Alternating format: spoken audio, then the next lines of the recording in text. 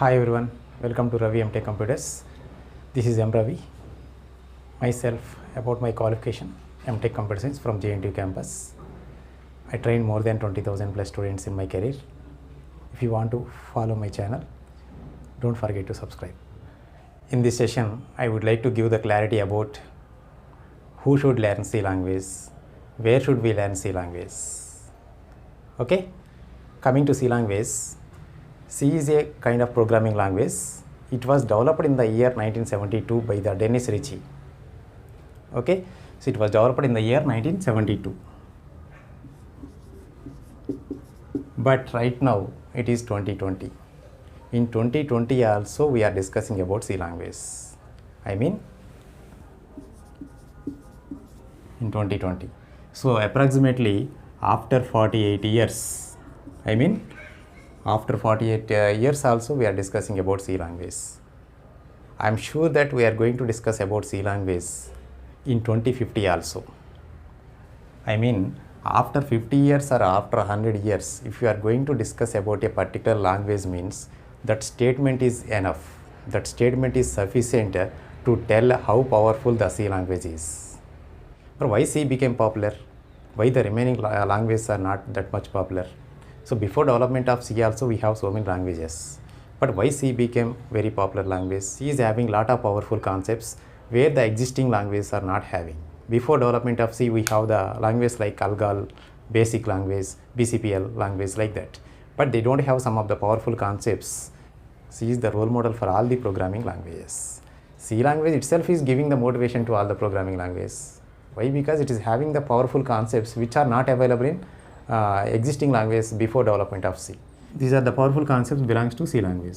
As B language is not supporting these pointers and files, that's why that is the reason why B language was failed to develop the operating system. It is having the powerful concept like functions also.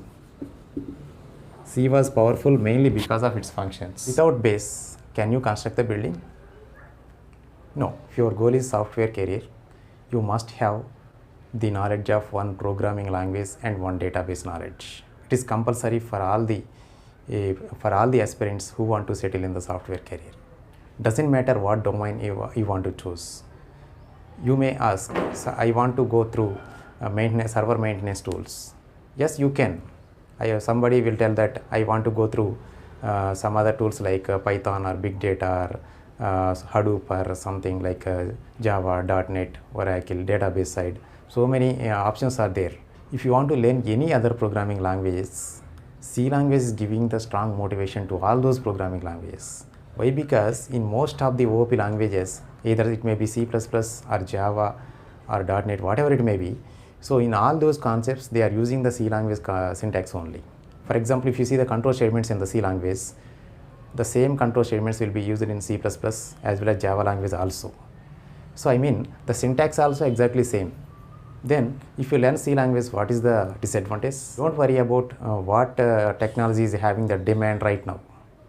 Irrespective of the domain, first if you learn C language as a software programmer, if you learn C language, learning remaining language is not at all difficult. While learning those languages, you can compare with the C language syntax. The concept will not change. What will change? The syntax style might be changed. Only the syntax style might be changed, but the concept is same. Or even though C is a powerful language, or why they developed the OOP languages? In every language, some plus points are there, minus points are there. So that by overcoming that problems, in the next language they will develop with new features. For example, C is a function-oriented language. So the main focus of C language is concentrating on the functions, not on the data. So if in the C language, there is no security for the data. In C language, there is no security for the data. So to implement the security feature, in the C++, what they did is they added a concept called as class. If you want to learn OOP language, first you have to learn C language only. Why? Because in the C language, we are using a user-defined data types concept whose name is structures. Structure is a collection of data members. Okay, where it is giving the foundation to class concept. In the structure, by default, the data members are public. Public means there is no security for the data. So to implement the security for the data, they enhanced the structure and renamed it as class concept. Okay, like that, if you learn C language concepts, it is giving the foundation to all the remaining languages. you will not feel any difficulty in learning those new languages. You will feel very easy to learn those languages, and you will enjoy to learn those OOP languages also. If you learn C language, learning remaining language is not at all difficult. Okay, if you have the strong knowledge in the C programming language, definitely you will enjoy learning new OOP languages or recent language like Python also. Okay, in the competitive exams like bank exams or company written tests, they are asking the questions based on arithmetic and reasoning. But while doing the job, are you doing the job with arithmetic and reasoning? No. Or why they are asking? Even though it is not useful to the job, why they are asking? Why? Because they want to test your sharpness. They want to test your thinking levels. How sharply you are thinking. They are asking. They want to test you. Similarly, if you want to improve your programming skills, or if you want to improve your logical skills, then C language. My best opinion, if you want to settle in the software field, or in your academic, if you have the computer subjects, my opinion is you must learn C language. Doesn't matter in future what domain you are going to select. Don't worry about what domain you are going to select. Okay, even if you have completed BTech or BSc or BCom or any other technical course, okay, don't worry about what you have to learn. In every software programmer should have minimum one programming language background, programming language knowledge, and one database knowledge. You may ask one doubt, why we need a programming language knowledge and why we need database background? Why we need these two basic skills? Why? Because in the programming language, generally, we are writing various programs. Various programs we are going to write. But how where our data will be stored? These languages are providing the acting like a front end. Front end means it is providing the user interface. For example, if you see the movie, the actors what we are seeing on the movie, they are called as front end. But the director, you cannot see him. He is working in the background. Okay, because of him only they are playing like that. So that credit goes to director also. So the heroes and characters what we are seeing on the screen, those are acting like a front end. Okay, I mean who is making them to act like that? Director.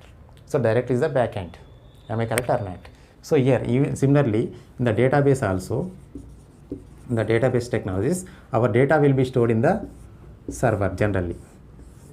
In the database. Okay, server. So the servers are going to maintain the database. Who is going to maintain this database? Servers. Database servers. As server data is very confidential, so we cannot access the server data directly.